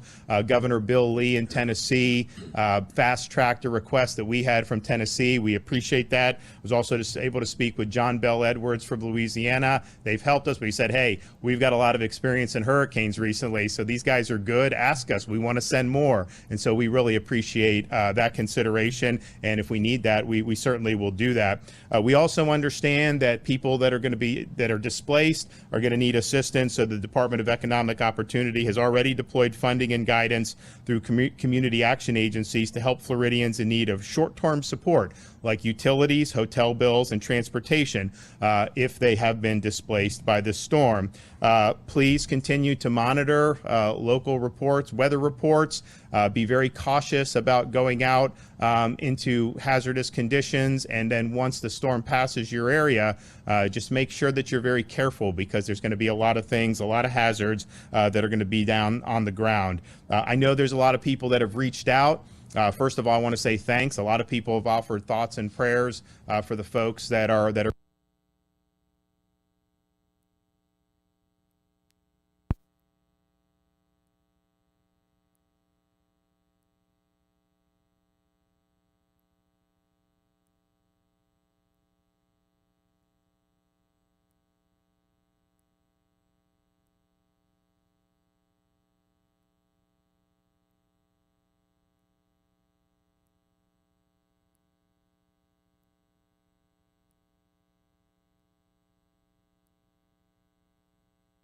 to 20222. For those who want to come volunteer, we have an official volunteer portal at Volunteer Florida, and that's at www.volunteerflorida.org, www.volunteerflorida.org, and you can look to see of the volunteer opportunities. This is going to be a rough patch here for the rest of today and into tomorrow. But we understand how significant this storm is. Yes, there'll be an immediate response. Yes, there will be things that happen with recovery. Eventually, there won't be much media attention on this as the weeks and months go on. But we understand a storm of this magnitude is going to require an effort over an extended period of time. Those are good folks down in Southwest Florida. They've got really great, thriving communities. This is not anything anyone wants to deal with. It's not something we certainly ask for, but we're going to step up. We're going to be there for folks, and we're going to make sure that folks get back on their feet, and Southwest Florida comes back better than ever. Okay, Kevin Guthrie. Thank you, Governor. As the governor said, Hurricane Ian is approaching landfall as a Category 4 storm with winds of 155 miles per hour in Lee and Charlotte counties.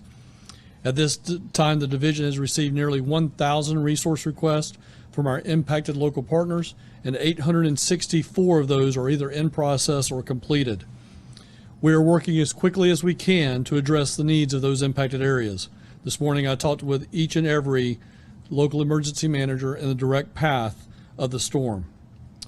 If you are sheltering in place in the path of the storm, we're asking you to now please visit floridadisaster.org/info and fill out our shelter in place survey.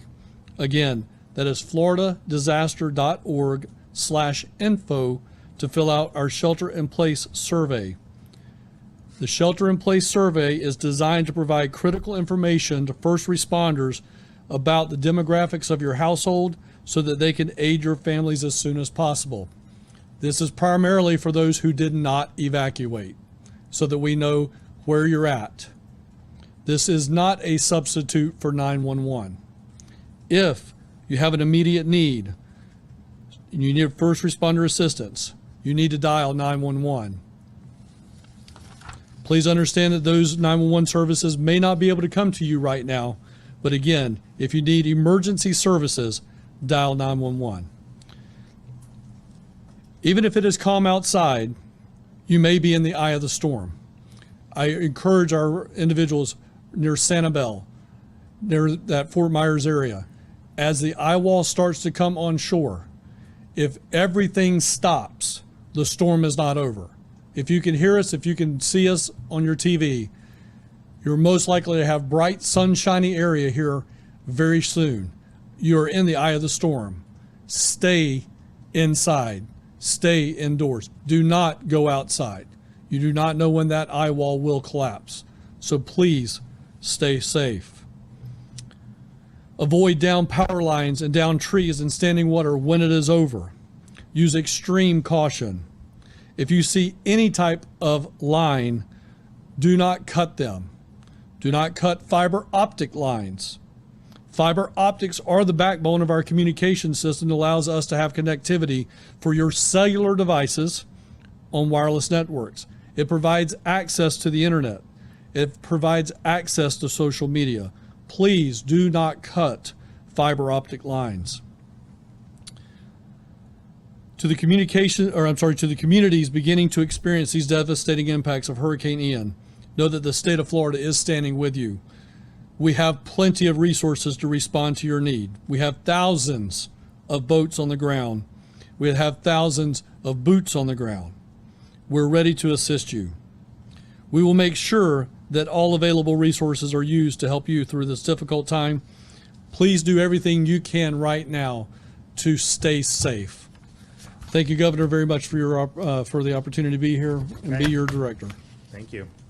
All right, Colonel Roger Young, Director of the Division of Law Enforcement, Florida Fish and Wildlife Conservation Commission. Thank you, Governor. Appreciate it. Thank you, Governor, and thank you, Director, for your leadership and support as always. So again, that was the Governor DeSantis' press conference giving an update statewide on what's going on with Hurricane Ian. So we're going to use this time right now to bring it down to our neighborhood levels. And I want to do some reminders, okay? We've got several things that are worth noting. We are starting to hear reports of power outages, and even in areas that you would not necessarily expect. In Pinellas County, where the winds haven't been all that strong yet, we're seeing some outages, and we may have just had one right there because I'm now in black. There we go, I'm back. So anyway, as we continue to see a hurricane warning around Pinellas, Hillsborough, Polk, and areas to the south, okay? But the one thing that I want to remind you, please keep charging your phones. I mean, that is something, and I get it. You know, walk around with your phone on your hip or whatever in your hand, and you just kind of do it, and you don't think about charging. But when you lose power, and a majority of the area will lose power, not everybody, especially Northwest, but when you lose power, you're pretty much at the mercy without having any information what's going on of Mother Nature and what's going to happen. But we're going to spend a little bit of time on tides. We're going to spend a little bit of time on surge. I'm going to spend a lot of time on winds because the winds have already gusted over 100 miles an hour from Sanibel and over to Naples, and that's down south. Now remember, the strongest winds of this storm will be just along the northern and eastern side of the eye wall as it moves onshore. All right? Over the last hour, winds have been gusting in the upper 60s to low 70s from Bradenton over to Sarasota to Venice, and as I mentioned, a lot higher down south, and Jason will have more on that coming up in a couple of minutes. Tampa's wind gust has been 54. St. Pete has had a wind gust of 64. One thing you're going to notice that some of the highest wind gusts will be on the water because as the air comes in off the water, there's no friction there. It won't slow the wind down. Whereas as that air travels over land, there is friction and the winds begin to slack a bit. So you will notice your highest wind gust right along the coastal areas.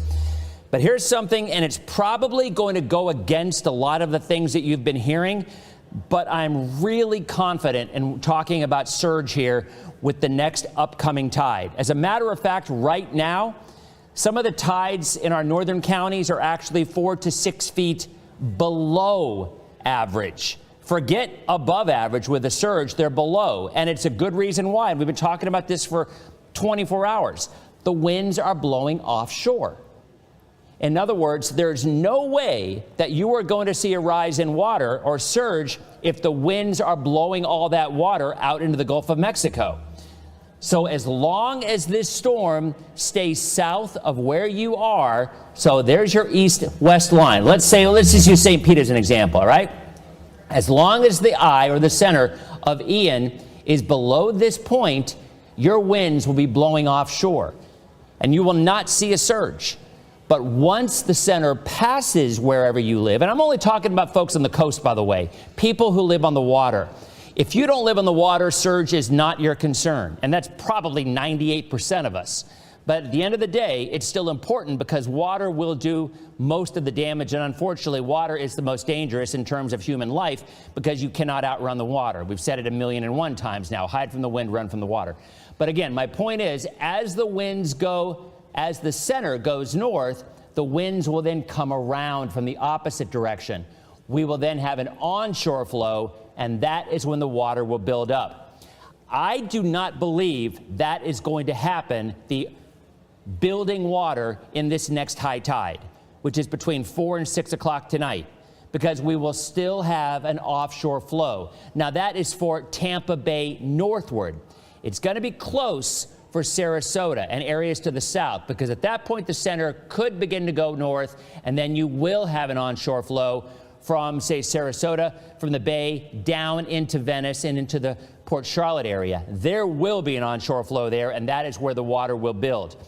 In my opinion, the high tide tomorrow morning around 4 to 4:30 in the Bay itself, overnight tomorrow morning, is when you're going to have a much bigger issue with the surge at high tide. It's already at 2.7 feet, give or take, so it's already a higher tide than average, one of the highest tides of the month, and then you're going to have the wraparound of the water coming around. Now, you can argue, I think with a lot of validity, that by then the storm will be far away, that you won't have quite the impact that you would if it was closer. That is 100% true.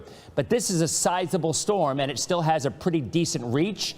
So I think you will have enough return flow that surge will be an issue, and unfortunately that is overnight tonight into tomorrow morning. So in the Bay, my concern for surge will be tomorrow morning as opposed to later this afternoon, all right? So we got that out of the way. Now let's talk about winds, because I think every single person out there wants to know how these winds time out and when will they be the strongest. Now, this is based on the GFS model, these numbers. They're not exact, but they're going to give you at least an idea of the timing. This is this afternoon, winds gusting maybe 50 to 60 miles an hour at Pinellas, 40 to 50 miles an hour, give or take, in Hillsborough County.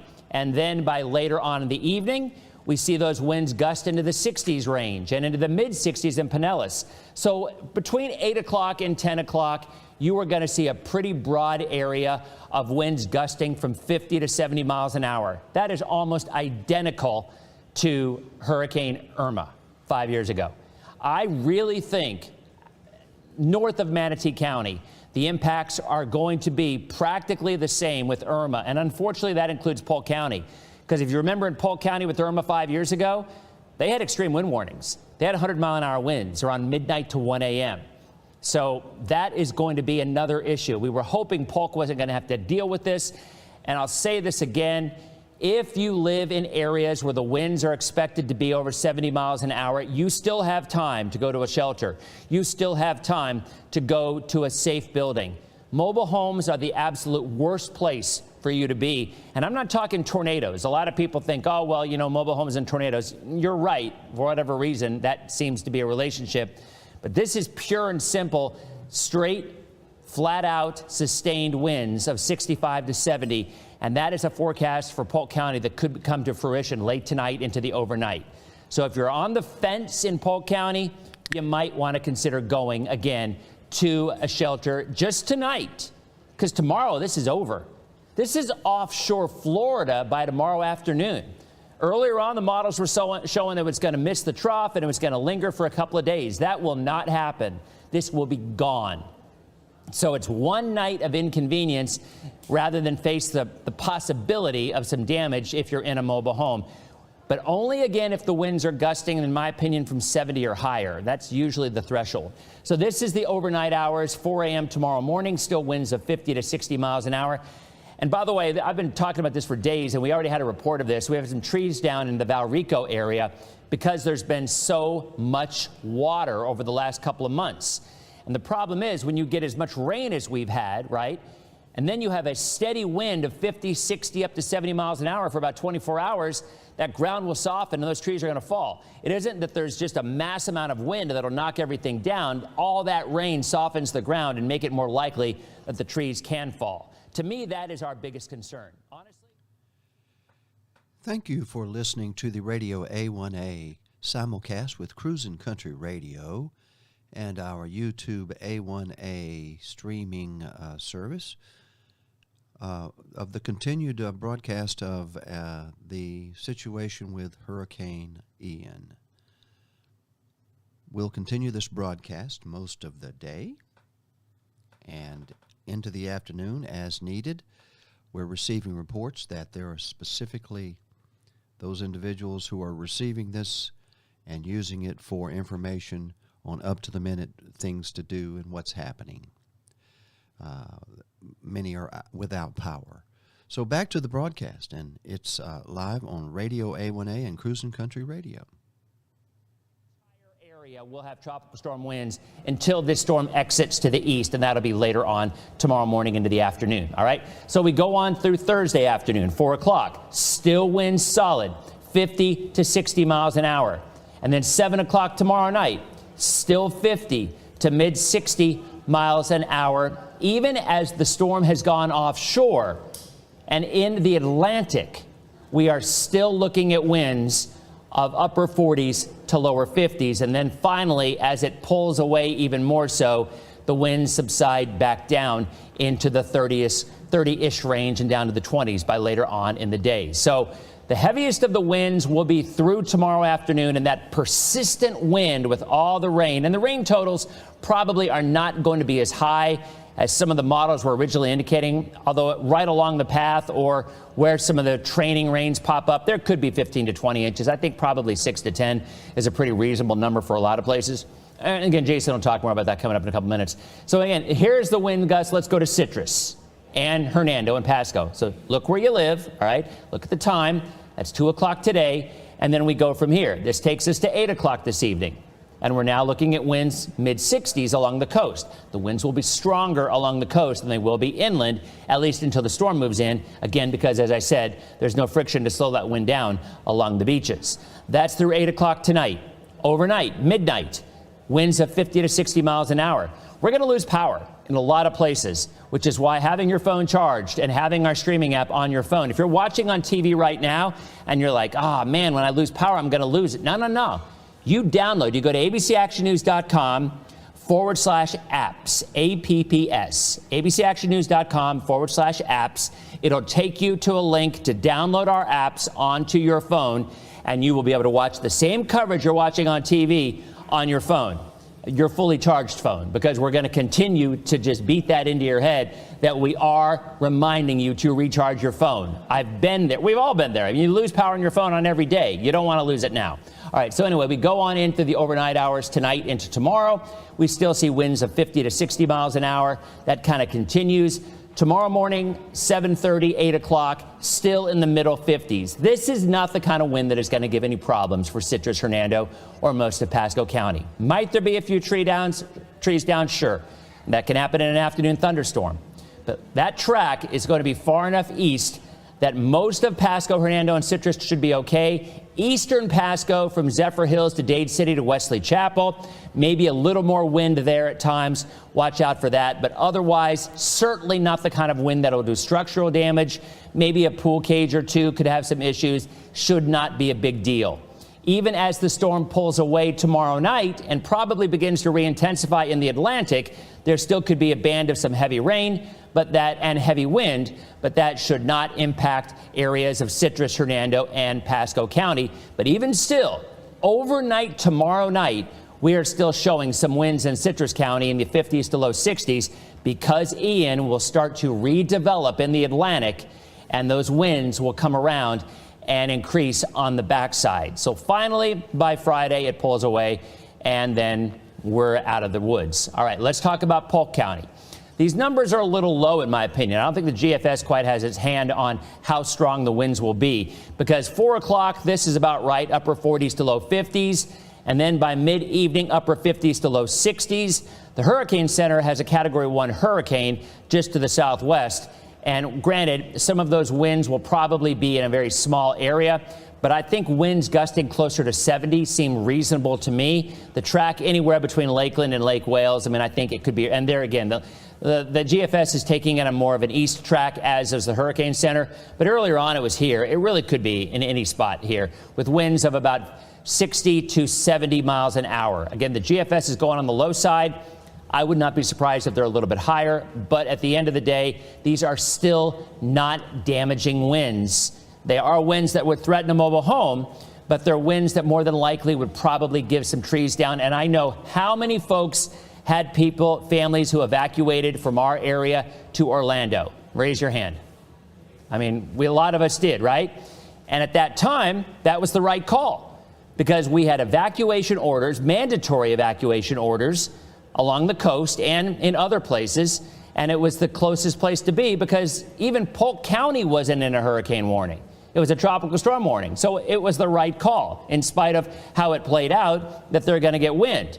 Well, if you were around in 2004 in Hurricane Charlie, it was even worse, because people went from Pinellas and the coast to Orlando, and Charlie came through with winds of 130 miles an hour in Orlando. I mean, knocked out windows in hotels. It was just a nightmare. And Pinellas County had next to nothing. So I would not be shocked if these areas along the coast also have relatively calm conditions compared to what was forecast. And if you have family and friends in Orlando, do not freak out. I'm telling you, the winds will not be that devastating. They're going to see 60 or 70 mile an hour wind gusts. We're going to have it here too. So I know a lot of folks have been messaging me saying, what do I do? Do I bring my people back? You don't now. I mean, if you had overnight last night into early morning, and I messaged a few people and said you could do it if you wanted to, and they did so. But at the end of the day, they're going to be okay. It is not going to be that bad in Orlando. So do not freak out about that if you have some of your family that went out there. But I still think the numbers will be a little bit higher than showing up in the GFS. So let's now go down to our next area from Manatee and Sarasota. Clearly, this is the spot. I mean, you look at the numbers, they're already getting wind gusts over 100 up to 110 miles an hour. It's already happening, and it's about to make landfall. So through tonight, we will continue to see winds gusting from 75 to 90 miles an hour. But because it is not going to slow down, and that's great news, the faster it moves through, the faster these winds exit. And by tomorrow, even in the overnight tonight, the winds come down into the 50-ish number, and by tomorrow morning, they're down into the 40s to low 50s. So after the bulk of the rough wind today and tonight, things will clear out very quickly for Manatee and Sarasota County. But unfortunately, we are looking at extreme winds from Venice through Englewood, over to Northport, Nokomis, Port Charlotte, from now right until about 8 o'clock tonight. The landfall is going to occur probably in the next hour or so. And the last area we want to talk about would be Hardy, DeSoto, and Highlands right here. From Arcadia over to Zolfo Springs, Wauchula, there's your track. Winds gusting up to about 70 to 80. I think they're going to be a little higher in Hardy County. And of course, there will be tornadoes developing. We've already had 2 or 3 tornado warnings so far, and I'm sure there will be a lot more. However, those tornado warnings should be east of the line and the path of the storm. So if the path goes like this, that does not include most of Hillsborough County. That does not include all of Pinellas County, most of Pasco, Hernando, and Citrus. You will not have to worry about the tornado development. That will be mostly Polk, Hardy, DeSoto, Highlands County, and of course, Sarasota and Manatee County. All right?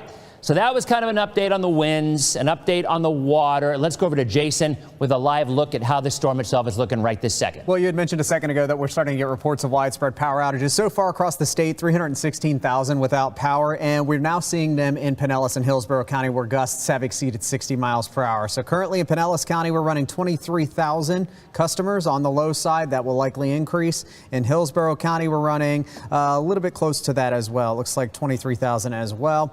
Manatee and Sarasota counties, the number's really starting to go up for here. So in Manatee County, 29,000 customers are without power in Manatee. And in Sarasota County, this is really going to start to spike because the eye wall is now moving into South Sarasota. Got 40,000 without power for you all. So like Dennis said, make sure your phone is charged as these power outages are becoming more widespread. That way you can continue to watch us here on our app, ABC Action News Plus, or on our Facebook live stream as well. We've got you covered whether you have power or not, as long as you get those phones charged. So I want to show you the radar as a whole. Dennis talked about the winds. I'm going to talk about the rain and who's seeing what right now. We did have a tornado warning earlier in northwestern Okeechobee County. I was watching that storm as it rotated into the frost-proof area. Thankfully, no rotation associated with it. So right now, no active tornado warnings, but that threat will be with us as the tornado watches out for the next several hours. You can see, of course, the eye beginning to move into Captiva and Sanibel with a landfall. Of course, what they call it made landfall once the center of the eye goes over land, and that looks to be somewhere here in and around Captiva Island, perhaps Boca Grande could potentially see that as it continues to move north as well.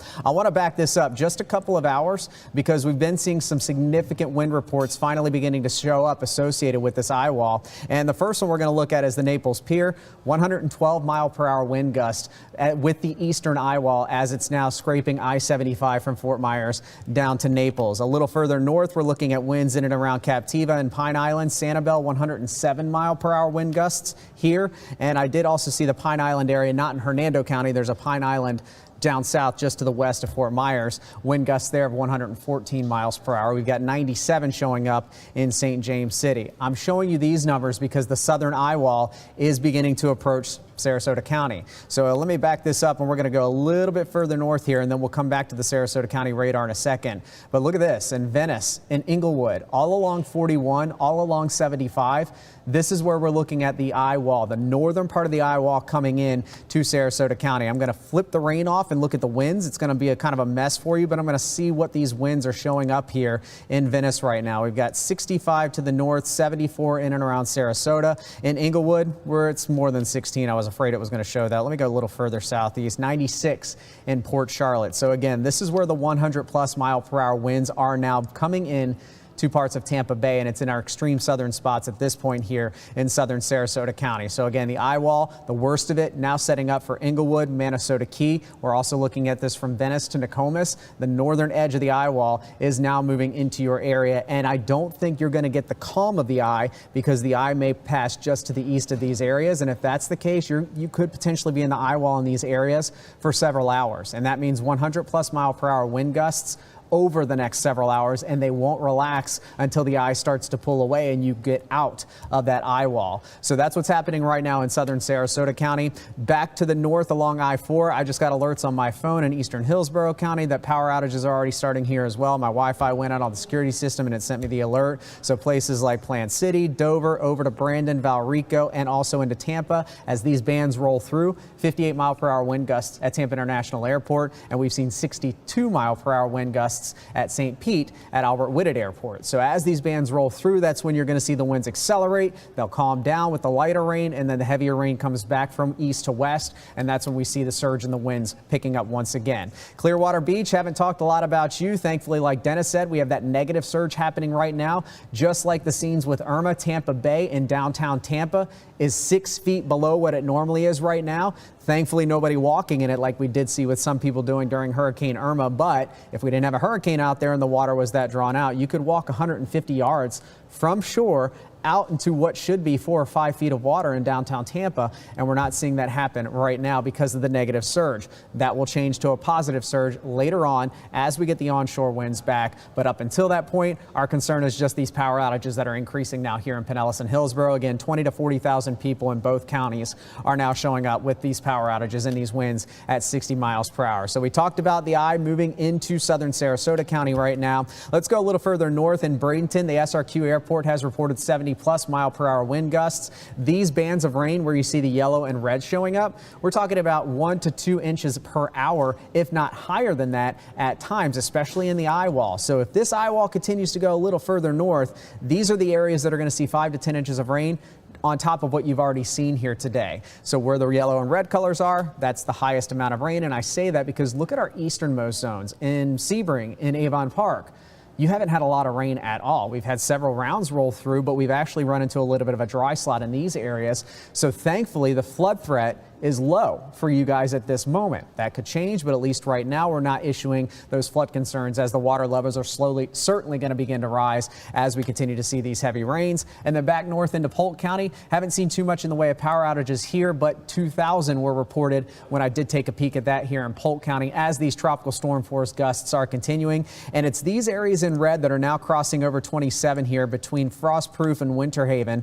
These are the areas that we have to watch in these easternmost zones here of West Central Florida for the potential rotation and those tornadoes. Again, northwest Okeechobee County, we had a warning earlier. It did not go to a warning here in eastern Polk County, but I'm going to be watching the radar extremely closely here for you guys as some of these storms in our easternmost zones have the tendency to rotate just a little bit. The Nature Coast, again, we're not forgetting about you all. Thankfully, surge is extremely low right now with a negative surge, and you're not seeing the extremely heavy rains at this point, but your rains will really pick up here over the next 6 to 10 hours like we're seeing down south as the center comes on shore here and continues to move off to the east-northeast. So to recap, we've got 112-mile-per-hour winds, the highest I've seen from the National Hurricane Center so far. In Naples and in Venice, we've got that 71-mile-per-hour 67-mile-per-hour report here at Sarasota Bradenton International, and in St. Pete, 62, 58-mile-per-hour winds for those of you in Tampa. Now, if you're wanting to know when you're going to see the worst in your location, let's walk through it. We've got Bradenton, Sarasota, Venice right now over the next 5-hour period. This is when you're going to see the worst of it.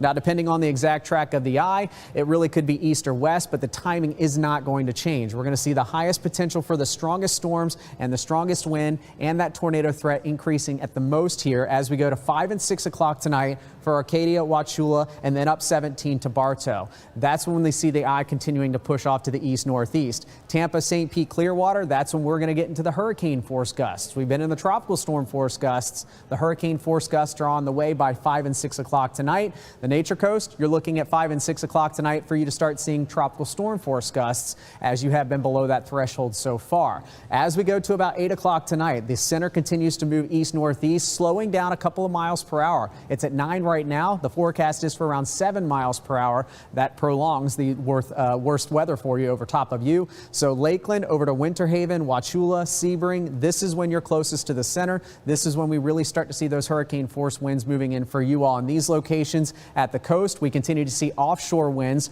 so the surge won't be really a concern until after midnight as we get that return flow back in here. Conditions begin to improve by 8, 9, 10 o'clock for those of you from Bradenton down to Venice as the center pulls away. Of course, that takes the strongest winds. The surge begins to lax at that point too, and we are going to watch the rain really tapering down as well, lowering the flood risk, but by this point we could see over 10 inches of rain in these areas. Then as we fast forward into the overnight tonight, by 11 o'clock tonight, Polk County could see the center over the entire part of the county, especially 17 east. So 11 to midnight if you're in Lakeland, Winter Haven, places down toward Frostproof, Auburndale, you all have the worst coming to you as we go from 8 to midnight tonight. It does start to get a little better for us here at the coast, but like Dennis just showed you with those wind gusts, the hurricane force winds extend out quite a bit, as do the tropical storm force winds. So we're not going to see the winds going to nothing at that point, but slowly as hours go by, as the center continues to move to the east-northeast, this is 2 a.m., conditions improve from west to east, winds drop, rain coverage drops,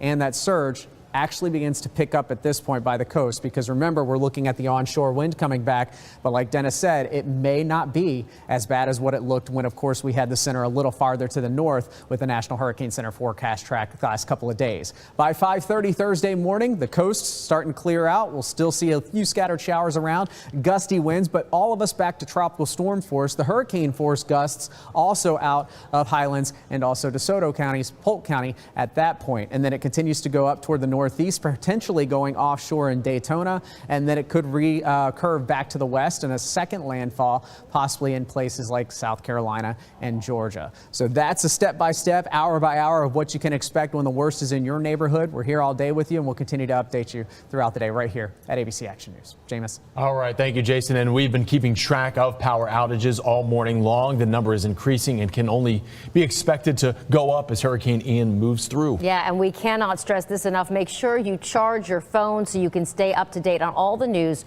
regarding this huge storm. Be sure to download our ABC Action News app as well. Grab your phone right now if you can, open up your camera, and then point it at your screen. This QR code you see will connect you to our apps in the App Store and on Google Play.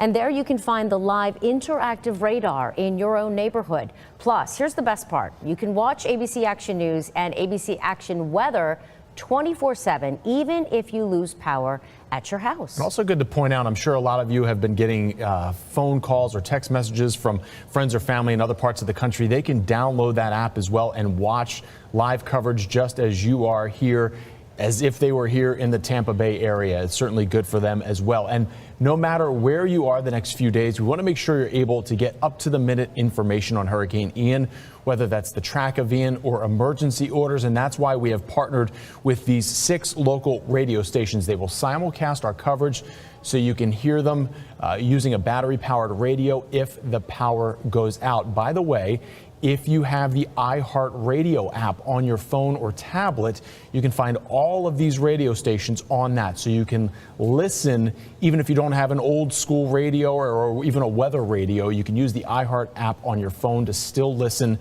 And as if you were watching TV, you can hear the coverage as well. There they are, our radio partners, 99.5 QYK, 98.7 The Shark, 92.5 Maxima, Q105, Wild 94.1, and Talk 1010 AM. By the way, I want to welcome Wendy Ryan here.